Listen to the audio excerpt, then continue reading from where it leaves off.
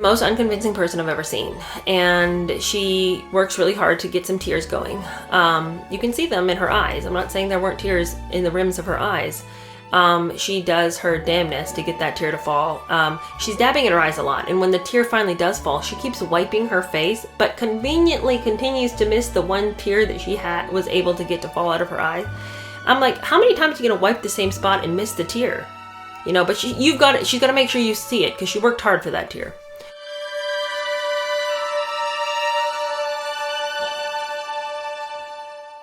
Hello, how are you? Welcome to my channel. My name is Cheer Denise. Today we are going to be filming inside my closet because I just moved this weekend and the entire place is a wreck. I have not set up my little studio space, so we're going to be in the closet today. But I am super excited about this episode. I know it's been a long time in coming, but this is a really good one. So this is like a get a snack and sit down episode. This is not like clean while you listen. I mean, you can do that too if you want to. But this was a really good one because there were just so many questions for me. There's just so many things that did not add up. So many huge leaps in logic they were just willing us to make with them. And I'm like, what are you talking about? Harry continues to make no sense. I think the thing that bothers me the most, and that really was evident to me in this episode, was the fact that they are making such an enormous life change based on so little evidence that there was a problem. And they do their best to instill in you the same angst and indignation over their scenario that they feel, but you just come away from it being like, but why did you guys do that? Because this is the episode where they finally decide, like, we're cutting ties. We can't take it anymore. We're out of here. The royal family's betrayed us 1, 2, 3, 4, a billion different times. We're done. We care about too much about Archie and our to make him live like this. We're going to break away. We're going to break free. We're going to be new people. They have a lot of attitude in this episode, and it's like, but you guys, why are you doing this? Like, they never make their point. They never explain to me. They never get me on board with why this was a necessity, specifically at the end. And we'll talk about the one thing Megan said that I was like, okay, you just dismantled this entire episode. Talk about it when we get there. Okay. Before I start, if you would like, comment, and subscribe, those things. But the other thing I keep forgetting to tell you is that I have an Instagram now. So if you want to go and follow that as well, you can find me at Cheer Denise. Okay, let's get back to the episode. This episode, like I said, is insane. But I had so many thoughts about every little scene that it's going to take a minute. So let's get into it. It starts out with Meg talking about how she just always wanted a big family. And Meg does this thing where she will tell you about a really hard thing that happened, but she's like smiling while she's telling it. And the message you're supposed to get is that she is just this brave little soldier that is just trying her hardest. She just tried so hard, you guys. She tried so hard. I did my best. And she's telling you that when I was a child, I was really lonely. And all I wanted was this really big family, and I didn't have it.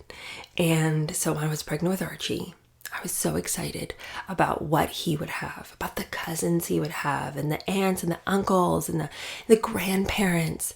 And that was my dream. I worked so hard for that. I looked for ways to integrate well in this family so that when Archie was born, he would just feel this big, loving, warm blanket of family that I had never felt because I had been so alone as a child. And as much as I wanted that, and as much as H wanted that, it just didn't happen because, well, they didn't want it to happen. They wanted to push me out, and they worked really hard to do that. But it's like, okay, the royal family stole this dream from you. Like, what incentive would they have to make a big splash against this person who had been so warmly received by the media initially? What would the big win for them be? Like, say, like, they really wanted to just get you out. Like, they were just done with you and your sorry American ass. But why, though? And that's what they never connect that dot for us. Why would they do that? What is the goal of that? So she came in and talked about the Me Too movement or Time's Up or whatever, like one time on a stage. I don't think that an error like that, where she's mixing politics with the roles that they have as royals, is something where you'd be like, oh, well, we're out. Let's go on a 2-year hate campaign. According to Harry and Meghan, she's never done anything that would explain why their reaction was so negative. Now, of course, there's a lot of explanation about why they would choose to do this. She was a really difficult person to get along with and was very unkind and rude to staff. She was rude to family members. She was incredibly self-centered and was constantly giving pushback about every little thing. So they legitimately did have a reason for not wanting to work with her. But Harry and Meghan, they are unable to explain, other than the fact that she was biracial, why the royal family would not want to be in league with her. Well, that's just that is a fundamentally flawed argument. When has the royal family ever showed that they are super against anybody of color? I'm talking about the modern royal family. I'm not like, you can't go back like 400 years and give me an instance. I'm talking about in this last century. When did that happen? When was the royal family like super grossed out by anybody of black or brown skin? Somebody explain it to me. Okay, so after she gets done telling you that they stole her dreams, and then the media attacks were on her, and that she suddenly realized that she wasn't being, quote, thrown to the wolves, I was being fed to them. We move on to the interviewer wanting to talk about her father-daughter relationship and what was going on there. A quick word about the wolf statement. There's a lot of people who came out and said, she doesn't make any sense. What does she mean? Being fed to the wolves, being thrown to the wolves is the same thing. It's not the same thing. I mean, one could imagine and one can see her point in the sense that being thrown to the wolves is an act of carelessness, while being fed to the wolves is an act of precision. So like one has the idea of a carcass being thrown to the wolves versus one being carefully cut up and given piece by piece. I mean, I think sometimes people go out of their way to just be critical of the things she says, even if you can see what she means. The problem is that even if that's what she meant, it wasn't true. So she can go and try to craft this nuanced little statement, but there's no truth behind what you're saying. So what a waste of time. All right, but back to the father-daughter relationship. The interviewer asks Meghan, right after we get done talking about how she wanted this family, she thought the royal family was going to be the family she never had, and then they stabbed her in the back and fed her to a wolf. Right after we get done talking about how they've disappointed her, and she thought better of them, but, you know, all she wanted to be was part of the family. We talk about her relationship with her dad. The interviewer asks Meghan, so what's your relationship like with your dad? And Meghan's like, she can't say that she and her dad were really close. She can't say anything positive about the man because the previous episode was all, he double-crossed her and didn't come to her wedding and didn't walk her down the aisle because he's just this fat fool. So now she can't act like, oh, I love him. Everything's always been great. You know, we've always had this really close relationship. He and I are really tight and we always talk. Because to hear Thomas Markle explain it, that's the kind of relationship they had. But now that she's being asked by the interviewer, so what's it like with your dad? She's got to act like, well, he's always been a little bit shady and dodgy. And she's like, well, you know, it's family, so it's complicated. It's not always easy. It's hard sometimes. But yeah, I mean, you could say that we're, you know, friendly. We talked a couple times a week. And it's like, okay, pause here. So sometimes it is hard with family. With your own dad, you can explain to us how it's sometimes hard. But then with Harry's family, they have to be perfect. So it can't be hard with them.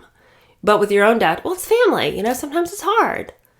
Yeah, sometimes it is. So can you cross-apply those rules about family sometimes being hard? I guess that's a bridge too far for her. But she says that everything was fine and dandy with daddy, except that then the media got involved and then they completely ruined her relationship.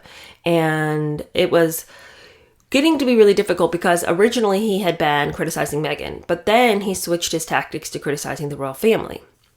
And Meghan says that it was getting very embarrassing for the family. She's very specific about that. She even says that, even in the way she says it, she almost tacks that on like she hadn't planned on saying that part, but then she does. She's like, and it was very embarrassing for the family. Okay, well, but it's not embarrassing for you, Meghan. Your dad's like doing a campaign against your new family.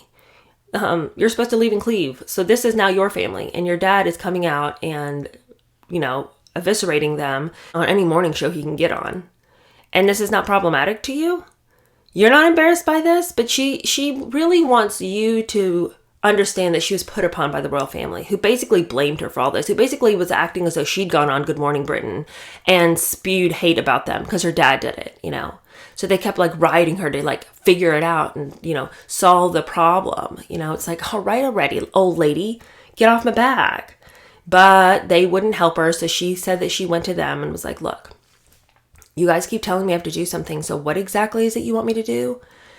Apparently, at the behest of Her Majesty and Prince of Wales, they told her that she was supposed to write a letter. Nothing could be more bogus and stupid.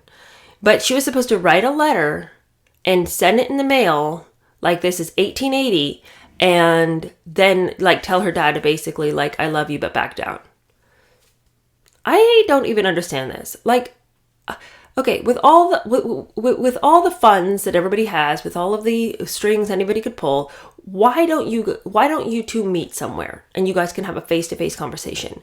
Who in their right mind would send a letter? A pen and paper letter so that just any old person can find it? I mean, on the one hand, you do want to say that maybe pen and paper is smarter than a digital copy, which could definitely be shared. But if you just have one copy of the letter, then that's that, and if you send it directly to the person, maybe that is better. Maybe being old school is better in some contexts. I mean, don't they always say that spies are like, it's harder to be a spy now than it used to be because like there's just so much digital stuff that everything can get shared and like so much easier than say like back in the day when you just did old school pen and paper type of things. So maybe that was a good plan, but it'll never trump the idea that you could have just gone and seen your dad, Megan. What about that plan? Why don't you just fly to Mexico and go see your dad? Well, because of the media is everywhere. You can't fly and go see your dad in an unmarked car. No one's going to follow you to Mexico to some little dingy bungalow where your daddy is. And if you're really that worried that would happen, then find a secondary location. There's not a hotel in Mexico you can meet your dad at. I mean, come on. All right, so I've never bought that mess. Then she says her big plan was to obey the queen. And she wrote the letter and she sent it to her dad. But of course she couldn't send it directly to her dad. I mean, how bogus.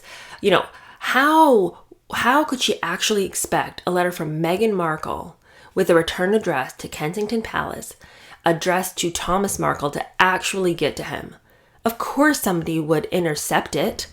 So she had to send it to her business manager, obviously. And then he would see the address to Thomas Markle, and then he would know where he needed to get that. So he would see it, make connections, and get it on to her dad. So that was the plan there. Like, why your business manager? Like, why wouldn't you send that to a friend? You don't have any friends in California? Possibly. But to send it to a business manager, and then the backlash that is later going to come from this letter, because of course the letter is leaked to the newspapers, and then the newspapers have a free-for-all with this letter. To send it to your business manager is a bad look because it looks like possibly they leaked the letter, right? I mean, why wouldn't you, if you were so worried about it, wouldn't you want to send it to somebody who had no connections with anybody, just like some family friend who could carry this right across the border where your dad was and hand it to him if you were that worried about it? But also, why do you need to put the return address to Kensington Palace? Couldn't you just leave that blank? You can still send mail if it doesn't have a return address. Anyway, I don't buy that. That is like the lamest story that she sent it to her business manager. But then she says that her business manager did have it sent to her dad, and then she received a picture of the signature of the person who received the letter in Mexico, and it was not her dad's signature. Can you believe that? It wasn't her dad's signature, so obviously the letter was intercepted, even though she tried so hard. I did my best. Okay, but you know what? Your dad had somebody living with him at the time. I think it was like some girlfriend. Is it not possible that the girlfriend meets the FedEx guy and signs the dad's name so that she can then give him the letter? I mean, that's really just not good enough for me, I'm sorry to say. It's just not good enough. Was somebody standing outside your dad's house to receive his mail? I mean, that's what she would lead us to believe, that there was some kind of paparazzi, some individual, some media personality standing right outside his door to get all of his mail. All right, whatever. In this day and age, who would have been expecting a letter in the mail from Meghan Markle anyway? So why would you have somebody standing guard to meet the postman? All right, whatever. I mean, so many lies. It's just like, no one's going to believe this. The stories are lame. Anyway, she says that she was appalled and distraught when this letter was leaked. She couldn't believe it. She wanted to know, like, okay, well, they say they have the whole full 5-page letter, but you know, what does that even mean? Because it's like there's so many sections redacted. So they wanted to take my letter and then redact sections and then claim that this was the letter that I wrote to my dad. So then they show us a picture of the letter with all the things redacted. But you know what's really interesting? Wasn't the original letter. It was a copy of the letter that had been typed. So we don't see the famous calligraphy in this documentary. Because that was just, remember all the conversation about that? Like, why is she going to such great lengths to make this like big, scrawly kind of calligraphy in this handwritten letter? Like, who sends a handwritten letter anyway? You know, especially if you're so worried about it being intercepted, wouldn't you want to type it so that in the event that it was intercepted, you could say, oh, anybody could have written that. If you put your handwriting to it, then it is your letter, right? I mean, for a person who says they had gone to such great lengths to make sure that nobody would connect her to this letter and that and that it wouldn't get leaked, you would then go the extra step not to write it in your own hand, lest it be intercepted. The thing is, she wanted people to know it was her. Of course she did. That's why she sent it to her business manager. That's why she wrote it in her own handwriting. This is ridiculousness. But of course, now they've got to sue because all these newspapers that are infringing on her right to privacy, they need to be taught a lesson. And after all, it was the Queen's fault that this whole thing happened because the Queen's the one who told her to do it, that doddering old fool. Side note, you guys, the attitude that they take towards the Queen is so offensive to me in this entire documentary, but particularly in this episode, because they don't go right out and say ugly things about her, but their whole attitude is, well, she's just old and so out of control. Like, she's not running the show here. You know, she doesn't even, like, she just kind of like does what they say for her to do. You know, she gives bad advice, she flakes on you, and she doesn't have any of her own independent ideas. So you can call her the Queen if you want to, but that's their whole attitude. I despise it. And it starts with this whole shenanigans about the Queen told me to do it, and then so if this didn't work out, it's the Queen's fault. But she says she goes to the royal lawyers and it's like, so we're going to sue, right? Because obviously my privacy has been infringed upon and my personal mail has been opened and used as a story. So what are you guys going to do about it? And she says they kept putting her off and like procrastinating on it and stuff. So finally she and Harry were like, enough already. We're getting our own lawyer. So they went and they, sought their own counsel and decided to sue the Daily Mail for publishing the letter. Well, predictably, the media storm surrounding the lawsuit was pretty negative. So what were they going to do? Get out of this damn country. So they decided they're going to go to Canada and just like hang out there at a friend's mansion for a while because, hard times. So they spend Christmas away from the family, which is just another point of contention for me, because it's like, if you say you want so much for Archie to have a family, why would you miss a major holiday like Christmas? Are you that wounded by the tabloids that you would skip an important holiday? And you said you really wanted family. So why are you taking your kid away from his family and your husband away from his family so you guys can just spend it alone in a house that doesn't belong to you on an island? A cold island, not even a hot, warm place, but like, I just don't get it. That is not a solution to pain, to go and pull away and be alone and have no one. If you really felt like the media was after you like a bunch of monsters, wouldn't you want to go be with friends? Like, they didn't even go to find friends to be with at Christmas. Let's just go be alone in this huge house that's way too big for us with me, my husband, and my little kid. That sounds terrible. That sounds so lonely. You cannot tell me that this was better. Like, that in Harry's mind, he's like, this is so much better to what I've always had. I've always had big Christmases with lots of people, but now I'm banging around in a house that doesn't belong to me with my red-headed kid and my mean wife. Hooray for me. Merry Christmas. All right, so, but she gets her way on that. They go hang out there. And what I think is really funny is that... Of course, so we have Christmas and then it's New Year's. And Harry wants to jump into the Pacific Ocean, I don't know, to clear his head or something. So on New Year's Day, he decided to jump into the ocean, and he comes out shivering, and he comes out and he's like, "It was so refreshing.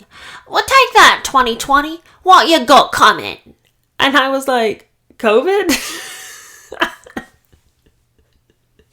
The whole situation, like, they leave their family, but then the global situation of COVID and them having to like run out of Canada, it's just like they could not have picked a better year to be dramatic.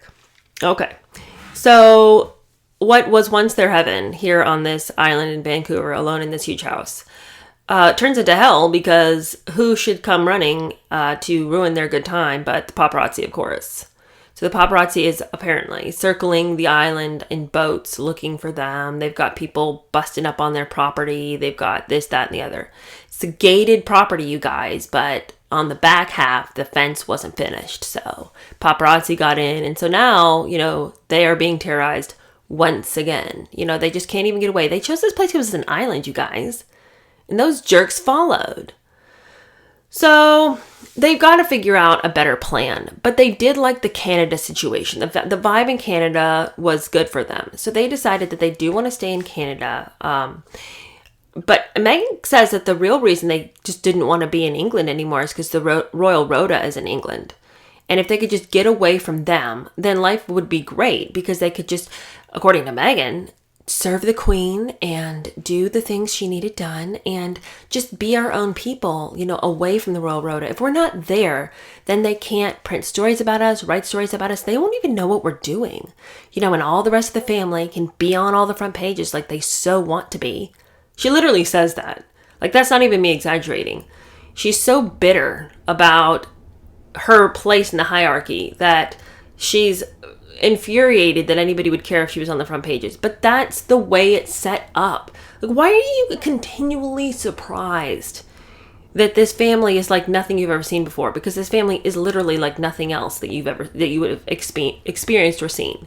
So why do you keep being shocked that the customs are strange? Anyway, she says if I was in Canada, they could just be on all the front pages and they could just have it the way they wanted it. Okay, but Megan, there's internet now. So it doesn't really matter where the Royal Rota is. If you're the story, they'll get it. How could you be so dumb? Like, that's what I'm saying. Like, she just says these wild and stupid things. Like, well, we wanted to go to Canada because that's not where the Royal Rota is. So if we weren't near them, they couldn't write stories about us. Do you know what year it is? Do you know what decade you're living in? What century even? Come on. Okay, well, that leads us into the conversation of how did they land on Canada? Because there had been talk about going to New Zealand. Didn't do that. Then there was talk about them going to South Africa. Well, South Africa would have been a great choice. Haven't we all said, why weren't they in Africa? I mean, that is the land that Harry says is, should have been his true birthplace. And Meghan's over there wanting to build wells all over the place. So it didn't work out. And do you know why it didn't work out? There was a couple of internal documents that Prince Charles had and that Prince William had, all about how Harry and Meghan wanted to go to South Africa. And do you know what happened? Somebody leaked those documents to the press. So then it became this whole issue and this whole public debate about whether that was a good place for them or not. So, I mean, obviously they can't go there now that there's a public debate about it. Now everyone's weighed in. Now everyone's spoiled it for them. So, couldn't do that. And it's like, Harry, who do you think leaked that document? What purpose and point would your father's office or your brother's office have in leaking that document? Meghan did it. Meghan doesn't want to move to Africa. Meghan leaked that document, man. And to that point, this entire documentary, you can see real pain in Harry's face. When Meghan's talking about her distress, he is visibly nervous and upset about it. He's like, he's doing like a lot of like fidgeting with his hands. He's doing like a lot of self-comforting gestures. Like he does the same things over and over while she's talking. It's like he's trying to make it better for her because he believes she's truly in pain, and her pain legitimately is upsetting for him. And he really believes that Meghan is his mother 2.0, and that if he doesn't do something, he's going to lose her. He's in that place intellectually and mentally, and so for him, this is very scary. So for her to keep pushing this narrative that they are in danger, that she's really upset, he says, I wasn't as upset about this as my wife, but she's really upset. And it's like, if she could bring the temperature down, their house could actually be so much more peaceful, because he's learned to live with it. He doesn't like it, but he's learned to live with it. She came in and she's essentially told him, how could you lose your humanity like this and learn to live with this? You should be angry. You should be upset. Let me show you how to be angry and upset and anxious and scared all the time. Follow my lead. And so I think the tragic thing for me watching this documentary is how upset he truly is and how much he actually believes this. And his pain and his fear is palpable. Whereas when she tries to play on her pain and her fear and her anxiety, you don't even believe it. Like, this is the worst acting job she's ever done. The worst. It's kind of shocking to me that she made any money as an actress at how badly she sells the narrative that she's scared, that she's upset, that she's worried. Whereas Harry legitimately seems very upset, very petrified, very agitated and angry and indignant that this is happening to his family. Anyway, back to the whole, like, what are we going to do? Let's move to Canada. Harry said that he wanted to move to Canada just for a minimum of 2 years, just to kind of let the whole media storm blow over. And he and Meghan wanted to do all kinds of stuff for the royal family, and they were going to do it in a private capacity. They were going to still work on charities that mattered to the royal family, but they were going to do it for free. And he keeps painting this picture that it's like, okay, but who would disagree to what you're saying? So there had to be things you guys were gunning for and wanted that were the detriment to why this couldn't play out. Because he says all we wanted to do was to go and live in another country, part of the Commonwealth, so not just some random place. And we wanted to do things for the Queen, and we were going to do it for free. You see, the thing is, we didn't want to accept any taxpayer money, because if we accepted taxpayer money, then they would have an opportunity to write about us. We would belong to the public because they had given us money, even if it was only 1% of our income. It would matter. So we wanted to go live our own lives. Obviously, we have to have jobs. If we don't receive taxpayer money, how then can we afford to live? So of course we'd have jobs, but on the weekends, when we had some time off, we do stuff for the Queen. For free! For free! And they wouldn't let us do it. They would not let us do it. And can you believe it? Can you believe how wild it is that they would stand in our way when we were offering our services? Not even 1 cent did we ask. But anyway, here's the problem. You can't just do things for the Queen and be unattached to her, because then when you decide to bumble and act a fool, that foolishness is attached to her. So you coming in being like, we're going to have our own jobs, we're going to do our own thing, we're going to make our own money, we're going to profit and, monetize our names and our titles. Well, then every bumbling, stupid, foolish, idiotic thing you do belongs to the royal family. But they can't see it. The plan to go to Canada was put in writing at the behest of Prince Charles, because he said, you can't just tell me you want to do this stuff. It doesn't work like that. You've got to write it down, and then we can talk about it. But if I don't have a plan, I can't bring that to anybody. This can't just be a gentleman's agreement that you're going to go hang out in Canada for a hot second and do the Queen's bidding. What does that legitimately look like? So Harry says that he emailed his dad 3 separate days about the plan. In one of those emails, he said, if all else fails, we will relinquish our titles if that means that you'll just let us go and do our own thing, and we won't receive taxpayer money. Well, what he thought had been a quiet conversation between he and his dad eventually is quote-unquote leaked to the press. Somebody, he doesn't say it was his dad, he doesn't say that it was William, but somebody in those offices leaked that internal document. So once again, he has been betrayed. First it was the whole thing about South Africa, and now it's his plan about Canada. And he decides that these people that he used to call his family, they won't stop until they have completely destroyed him. And so he decides that he and Meghan are going to have to draft their own statement about what they plan on doing. They're not stepping down, by the way. They're just stepping back. So don't get it twisted. But they, with their team, decide to craft this statement. And I remember talking about this in Spare. He goes on and on and on and on and on about how, like, they were working late into the night. Everybody was like writing a sentence, and then they'd all discuss, it's like, is that right? And then like people are taking naps and like getting back up and staggering over and like adding something else to it, and like everybody's like in a whirlwind of like, what are we going to do? How are we going to make this work? What do you think about this line? What do you think about this line? All of them are crafting this sorry little statement, and eventually they end up getting something that they like, and then posting it to Instagram of all places, the most unserious place to post your new life change. Instagram? Are you kidding me? The place with the girls whose butts are out all the time and, like fun, delicious recipes to make and, like here's an idea for how to paint this old dresser you found on the side of the road. It's like, that is not a place to put out your new life-changing decisions to leave your family. Instagram, get out of here. What? Not even like a website of theirs, but on Instagram. Not even on like a Harry and Meghan website, like a place that is just about them and their life. No. Instagram of all places. Social media. Isn't social media the problem? Isn't that what you guys are always saying?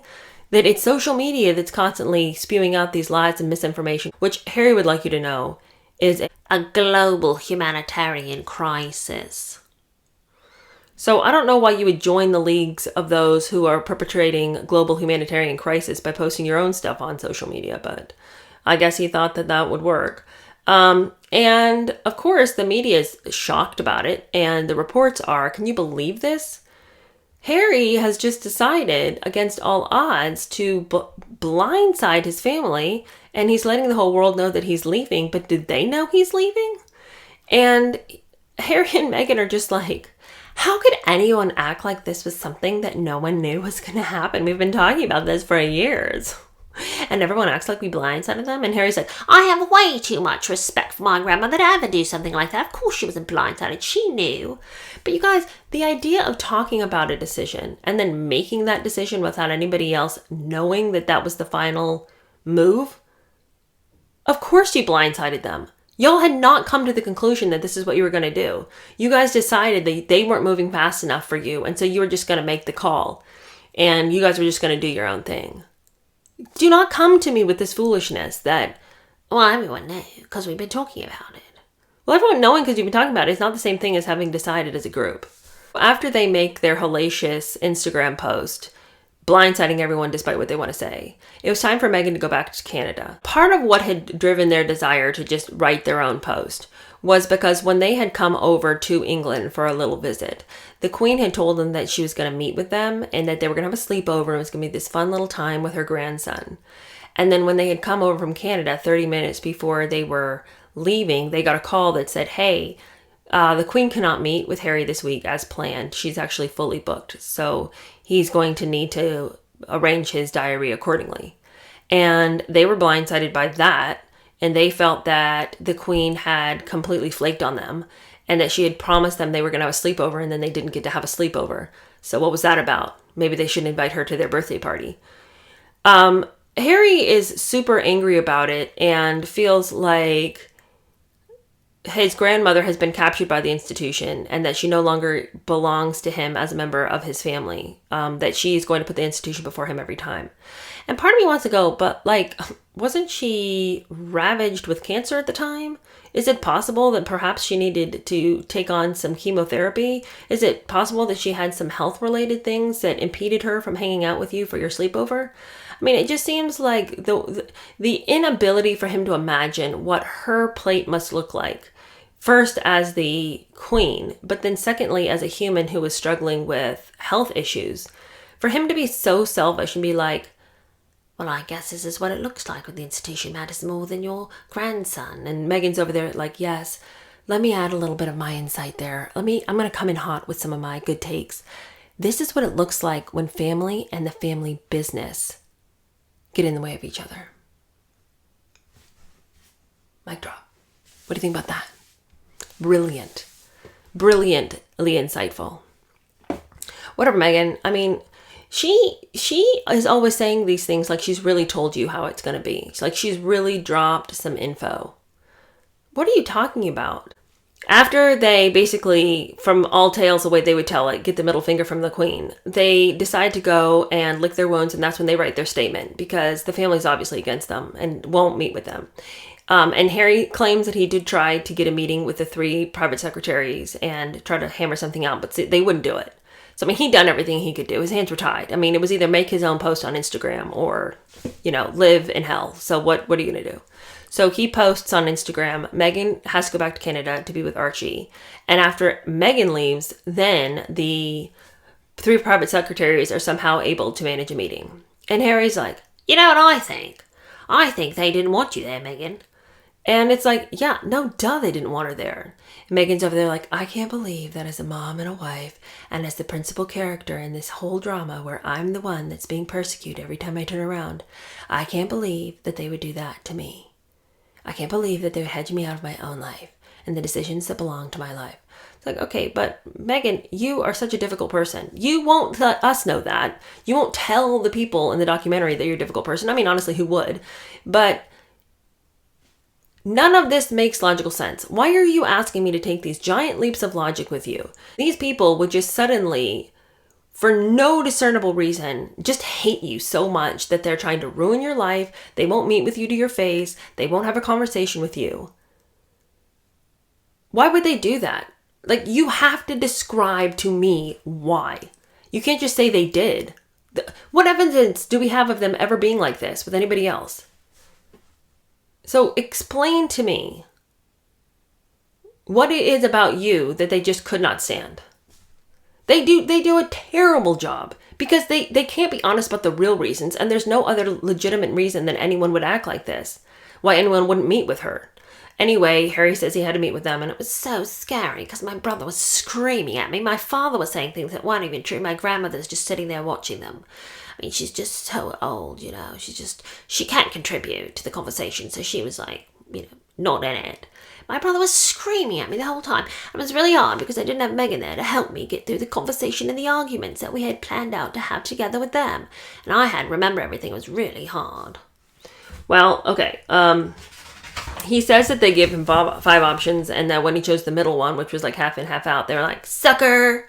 There's not really a third option. It's only in or out, and you're out, man. He says no real conclusion was ever reached at the end of that meeting. Everybody just left feeling really bad.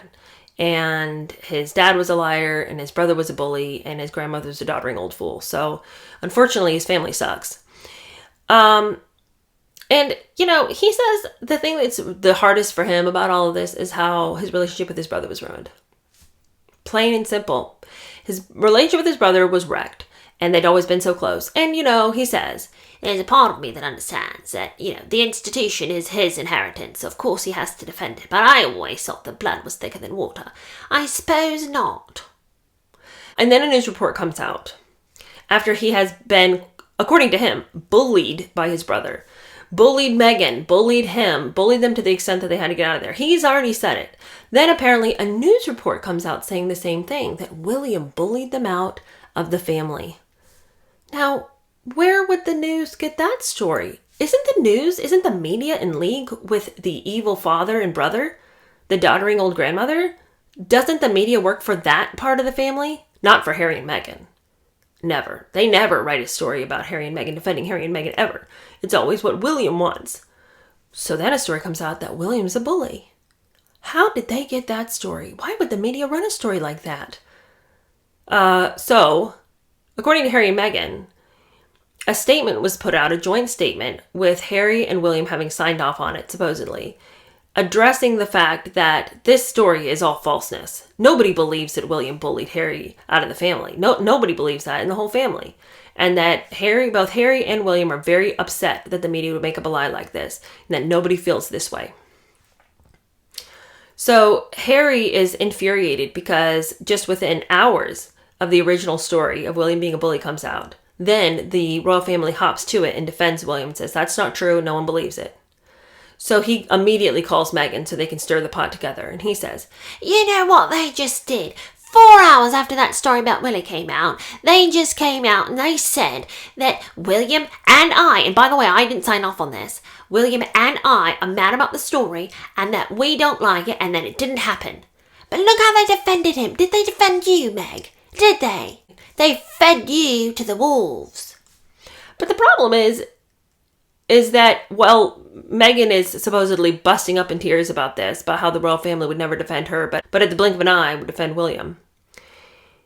The problem is that I don't believe it, and neither should you.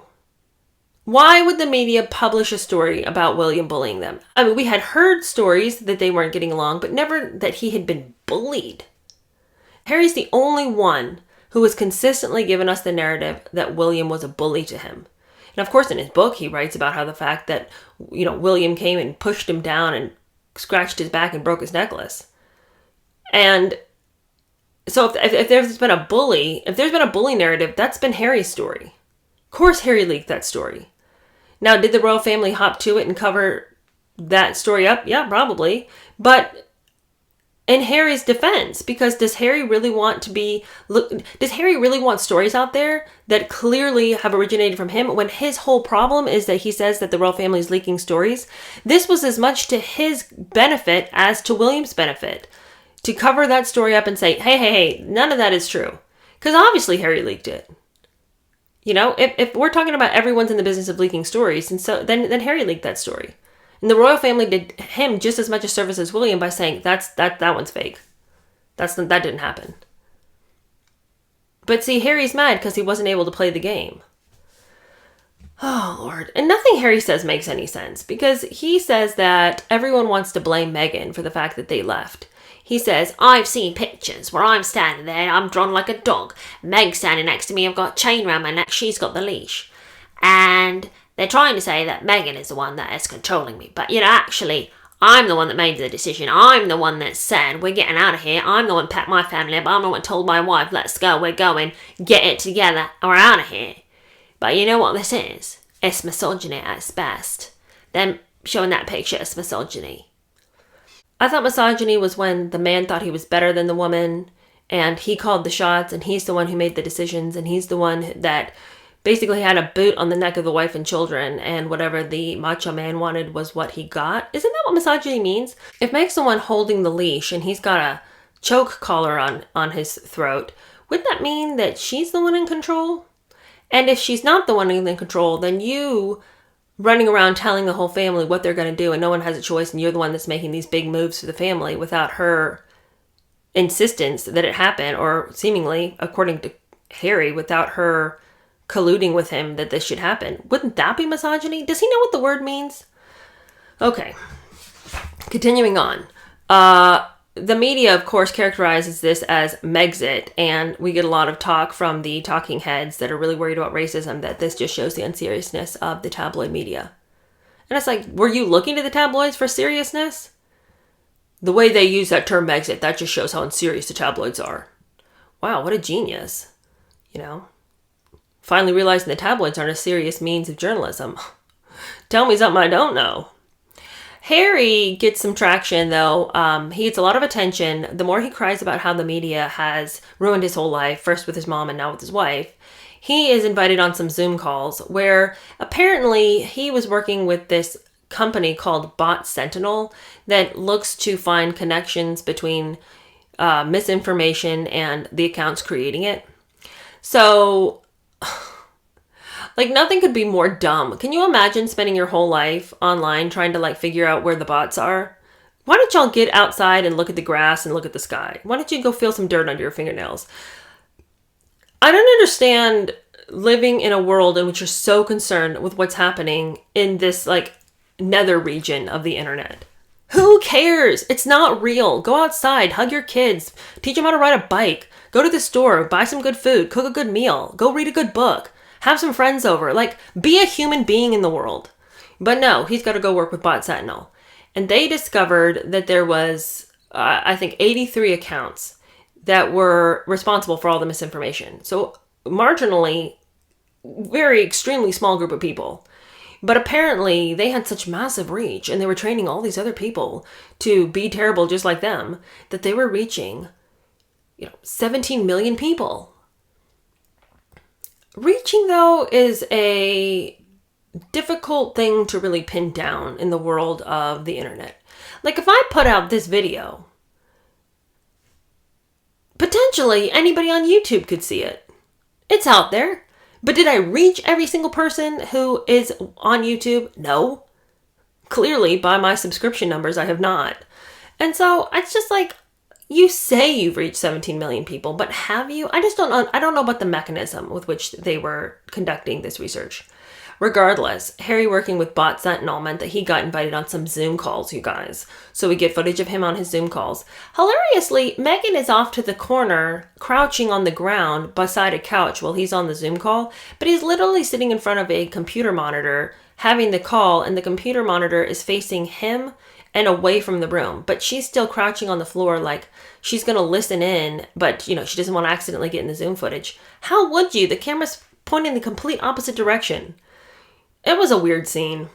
Anyway, we get a lot of talk from this guy who was in charge of Bot Sentinel about how he's done a lot of research, okay? And he has found out which clowns are responsible for QAnon, which clowns are responsible for COVID misinformation, which jokers are decrying the climate crisis. You know, he's done his due diligence.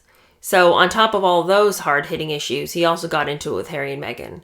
So he's found out that 70% of all this junk that they're receiving, it's just from 83 accounts, one of which is owned by Samantha Markle, if you can believe that.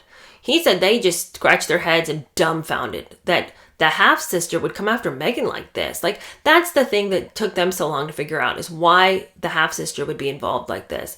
It's a mystery, you guys. They couldn't figure it out, but they don't say that. They have this statement from Samantha's lawyer that says that while there are a bunch of different accounts connected to Samantha's name, those accounts, which she supposedly owns, are actually not hers because her account was hacked, and that those different accounts were created by the hacker and she has nothing to do with it.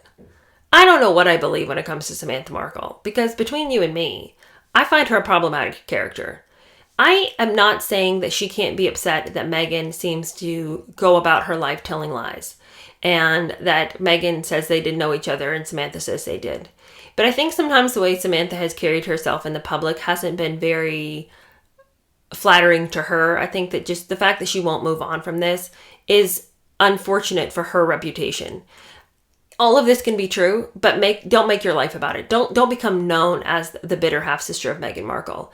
And again, many of the things she's saying could completely be founded in fact. But you don't want to go around being known as that person. Like, go live your own life, a good big life that has nothing to do with this person who didn't invite you to their wedding. You know, was that mean of Meghan? Yeah, but if you're constantly coming out and saying mean things, you can probably not expect an invite to the wedding. And I'm not defending anything Meghan's done. I'm just saying, Samantha, go live your own life. Go live a big, large, wonderful life that involves you and your kids and your family. And don't worry about what Meghan is doing. But she says none of those were her creation and that it was all because of a hacker. There's potential there. Could be. But I can also see an argument being made that she could have had multiple accounts. Who knows? I'm not too worried about Meghan Markle's half-sister, Samantha. Okay. Meghan says that one of the hardest things for her has just been seeing the viciousness of these tweets. And the guy from Bot Sentinel wants to let you know that some of these tweets were just wildly racist. There was one that said, and they're like pulling out these like super rando tweets that were supposed to be like, oh, that's hard-hitting. How could anybody be so mean?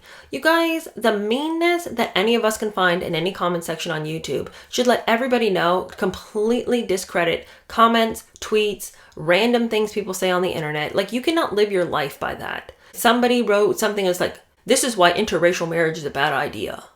They're like, look at the racism there. Okay, that stupid joker can think that all he wants. You're going to like let that ruin your day? And then they want to let you know that one time somebody called her the N-word. They did. Do you want to see the tweet? Well, we don't have the actual tweet where somebody called her the N-word, but we are going to show you a tweet where somebody calls her an immoral gold digger. Digger. Starts with a different letter, but they rhyme. So basically, it's like somebody called her the N-word. I mean, if you were reading it really fast, you might accidentally think they had. Maybe. If you have a visual processing disorder, but a lot of people do. So I bet a lot of people did read that and think it said the N-word. Could be. All right. Well, Meg wants to let you know that one time she was flipping through some manuals for their security team just to make sure that they were minding their P's and Q's according to what the textbook said. And there was this one page in the manual that said, if you see a tweet like this, you should immediately call head of security. And the tweet said something like, Meghan is the worst. somebody should kill Megan. Maybe I should do it. And Megan's like, can you believe that stuff is out there in the world? That somebody would say that? Am I safe? Are my babies safe? And I think the thing that I find problematic about that is simply that, was that an example tweet of like, if you see something like this, you should call a head of security, and then they gave an example? Or was it a legitimate tweet that somebody had pulled? And if that tweet has already been pulled, then has head of security been notified? Wouldn't Megan already know about this tweet? Like, she acted like she had stumbled upon this information. She'd never even seen a tweet like this. Nobody even let her know that there was somebody out there making death threats like this. And then just, here she is just minding her own business, reading the security manual, and then she finds this tweet. I think that's an example of what you should find, not necessarily that somebody said it. Because if somebody had said it, you would already know about it. They would have taken protocol, wouldn't they? If they were really worried that your life was at stake.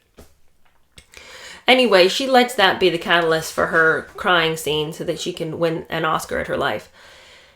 She is the most unconvincing person I've ever seen, and she works really hard to get some tears going. You can see them in her eyes. I'm not saying there weren't tears in the rims of her eyes. She does her damnness to get that tear to fall.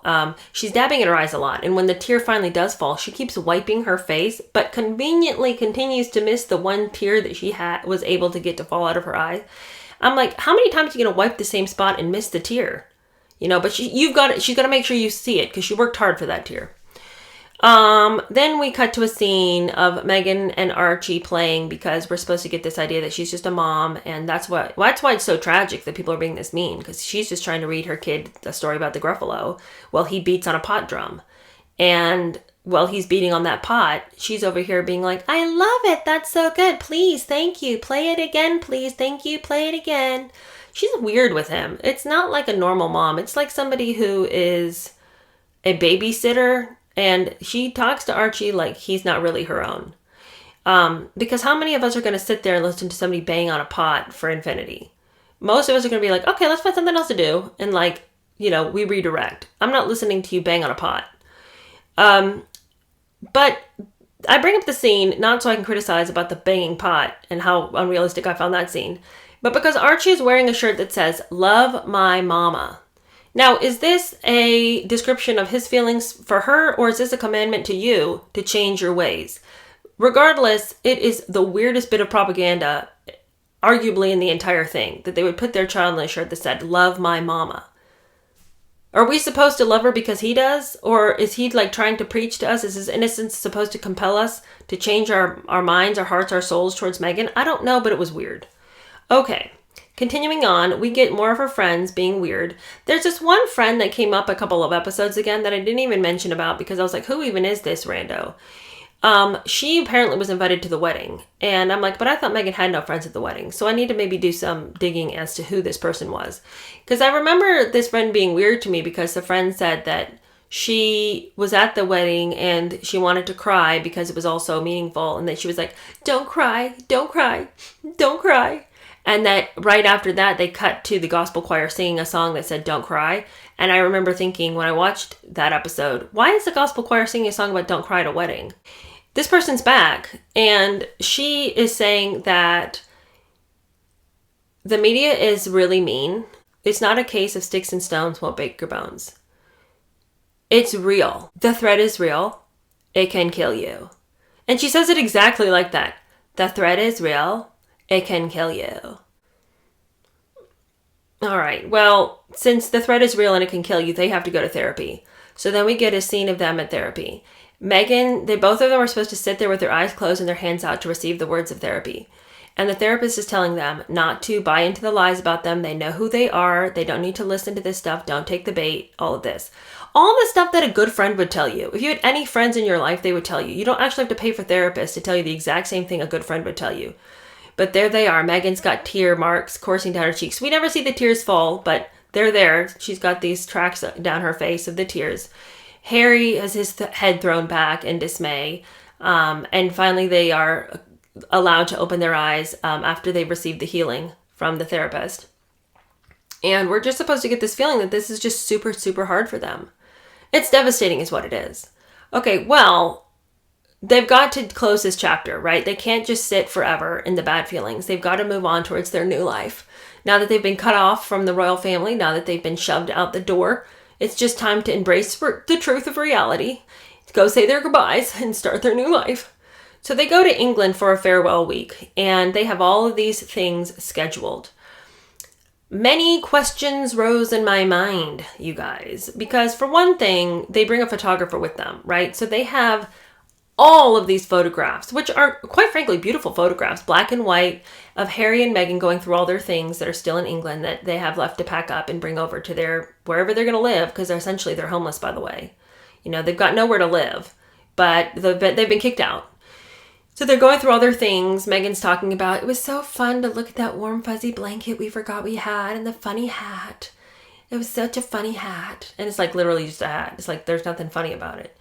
But we also get tons of pictures of her prepping for all of these events they went to. And you'll recall that this is the week that they went back to England, and we get that truly beautiful picture of them walking in the rain under the umbrella. She's in that electric blue dress, and they both have these, huge smiles on their face. It's a beautiful picture. It's unfortunate it was taken under such bleak circumstances, because this picture embodies what they could have been for the royal family. And they want you to think about it. Like, this is what we could have been, but you guys forced us out.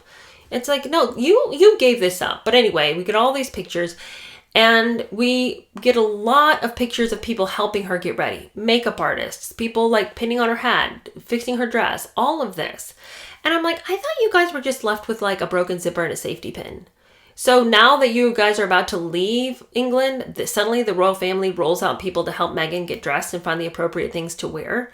Like, get out of town with this trash. And of course, Meghan's whole entire wardrobe that week was completely different than things we'd seen her wearing in Canada and America. Like, gone are the yoga pants and, hunter rain boots.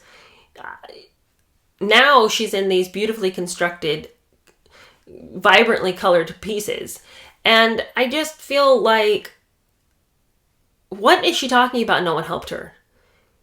There's a whole team here. Your photographer is getting all the people that were helping you. And you had this same team back in the day. You didn't bring these people with you. Okay, well, Harry wants to let you know that despite the fact that it was, a lot of fun, and they stayed up late in the kitchen every night talking about what a great time they just had and how they wished it could have been like this forever, the reality is his family was cold. Cold as snakes is what they were. And he says, my family goes to a lot of effort to always make you think we're best friends. Of course, it could have been a terribly cold day, and everyone could have been so mean to you in the car, and everybody could have been so mean back at the house. We get out there, we're actually doing the event, and everyone's supposed to look like a happy family. We did it all the time. But this time, the family that had always been so careful in choreographing their behaviour was unable to choreograph any warmth.